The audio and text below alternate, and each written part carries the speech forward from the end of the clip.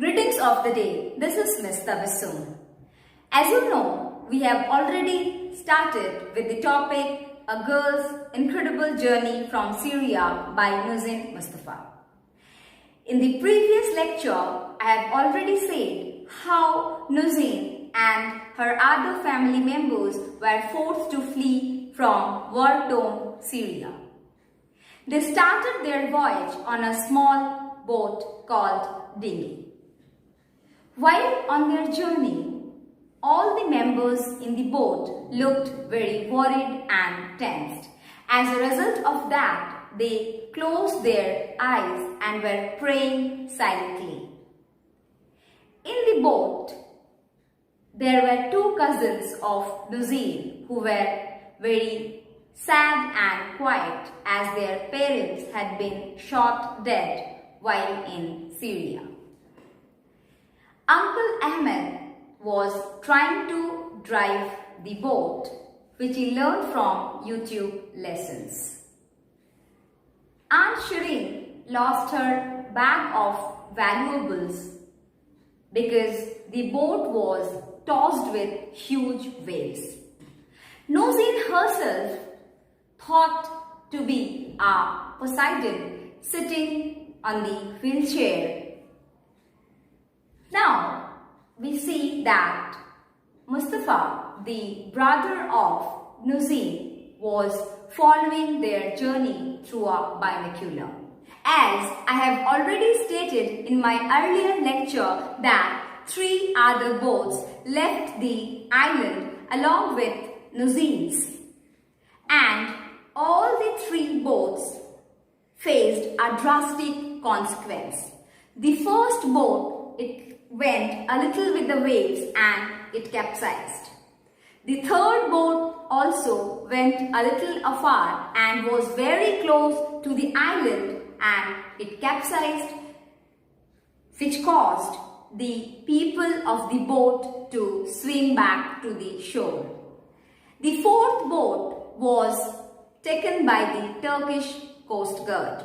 Mustafa, who was following the journey through the binocular, looked horrified because he did not know if it carried his family members. So, here it goes. I kept an eye out for pirates and Turkish coast guards, but the only people at sea seemed to be refugees. Hundreds of people were making the crossing every day, and 2 other dinghies were not far behind us.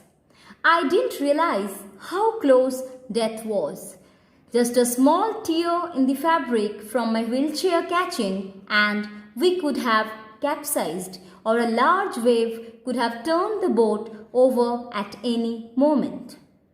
As you know that Nujeen and her family members were crossing the sea and moving towards the island, Nujeen kept looking for the sea robbers and Turkish coast guards. But the only people she could watch out at the sea were the refugees from the war-torn Syria, as hundreds of people were moving towards the island every day. Nujeen realized how close they were to death, as anytime their boat could get overturned by huge waves. That's what happened to another Syrian family making the crossing the same day. We didn't know then, but crossing earlier that day in those choppy waters a little south of us from the Bodrum Peninsula to Kos was a dinghy like ours. A Syrian family who were also crossing the sea and moving to Kos, which is an island in Greece, had an ill fate as their boat capsized. And this Nujeen came to know later. Inside were 16 Syrians, including a Berber called Abdullah Kurdi, his wife Rehana, and their 2 little boys, 5-year-old Galib and 3-year-old Aylan. Like us, they were Kurds from Kobane and were hoping to start a new life in Germany. The boat which capsized in the sea consisted of 16 people from Syria. They all were from Kobane and were hoping to start afresh in Germany. Here Nujeen specifically mentions about a barber whose name was Abdullah Kurdi and his family, which consisted of his wife Rehana and their two sons. One is Ghalib, who was 5 years old, and the other Ailan, who was 3 years old. Though the crossing to Kos is short, just 4 miles, even shorter than the 8 miles from Bahram to Lesbos, the sea further south is more exposed, and after an hour bouncing on the waves, a large one came and flipped the dinghy with no warning, tossing everyone out. Abdullah tried to cling on to his little family, but one after the other they were washed away. He stayed 3 hours in the water, desperately searching, but they were lost. 11 of the passengers drowned, 5 of them children. Here, Nujeen mentions about the drastic fate of Abdullah Kurdi and his family that they faced during their journey while crossing the sea. Though only a little distance was left to be covered for reaching the island, a huge wave overturned their boat and everyone flung out of the boat. Abdullah tried his best to save his family, but he was in vain as they all were washed away. He stayed 3 hours in water, desperately searching for his lost family, but he was in vain. 11 of the passengers were drowned, out of which 5 were children. The next day, the photograph of little Aylan Kurdi lying face down dead in the surf on a Turkish beach in his smart red shirt and long blue shorts went round the world. When I saw it later on Facebook, I thought that could have been me. I had to turn the phone off and take a deep breath and try and think to myself, he is an innocent boy, he is in heaven and happy now. So, the photograph of dead Aylan went viral around the globe the very next day. When Nujeen saw it later on Facebook, she thought that it could have been her. So, she got a bit emotional and turned off her phone and then tried to think to herself that little Aylan was really an innocent boy, and thus he must be in heaven and happy. When I discussed it with my sisters, we all agreed. If we had heard about it before our crossing, we would have gone back to Gaziantep. Here Nujeen states that if they would have heard about that unfortunate incident earlier, then they would have gone to Gaziantep, which is in Turkey and is nearer to Kobane, as it is approximately 233 kilometers from there. For a normal person, the ferry from western Turkey to Mytilene, the capital of Lesbos, costs 10 euros and takes 90 minutes. To make the same crossing as refugees had taken us 12 days to arrange and cost us each $1,500. So, if that would have not been a war-like situation and they would not have been refugees, then it would have taken only 10 euros and 90 minutes to go from Turkey to Mytilene. Whereas Nujeen and her family member had to pay each $1,500 and it took 12 days to arrange for going from Turkey to Mytilene.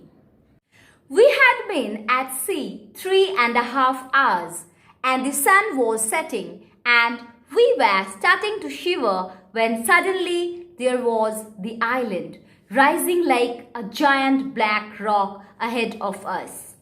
Soon we could make out people waiting on the shore. Does anybody speak English? We heard someone shout. I do, I called out. Everyone looked at me. It was the first time I had spoken English to a real English speaker. It was dusk and they were shivering, as it had been around 3.5 hours at the sea. Suddenly they noticed the island which was just ahead of them, and they could also see that few people were waiting on the shore. As soon as they reached the shore, suddenly Nujeen heard someone shout that if anybody could speak English. Nujeen instantly called out that she could, and everyone was startled and looked at her. And really, Nujeen was too much enthralled, as it was the very first time that she had spoken English to a real English speaker. Now, we'll move on to the question and answers of this chapter. Number 1. How many people were there in Nujeen's boat? Answer. There were 38 people in Nujeen's boat. Second, who were they? Describe them in brief. They were Kurds from Syria. The people in the boat were the family of Nujeen, her sisters, uncles, aunts, cousins, nephews and nieces. Third, why was Mustafa horrified? Answer. Mustafa had seen a boat overturned in the sea. He was horrified because he was not sure if the overturned boat carried his family. Fourth, what had happened to the other 3 boats? Answer. One boat overturned quickly, one overturned near the island, and the third one was picked up by the Turkish Coast Guard. Fifth, when water got in the dinghy, how did they drain it out? Answer. When water got in the dinghy, Nujeen's cousins used their shoes to drain out the water. Number 6. What happened to Abdullah Kurdi's family? Abdullah's family died during their journey to reach Turkey. 7th. How much the ferry normally cost from Western Turkey to Mytilene? The normal ferry from Western Turkey to Mytilene costs 10 euros. 8th. How much did the refugees have to pay? The refugees paid $1,500 for the boat ride. Now we have come to the end of the chapter.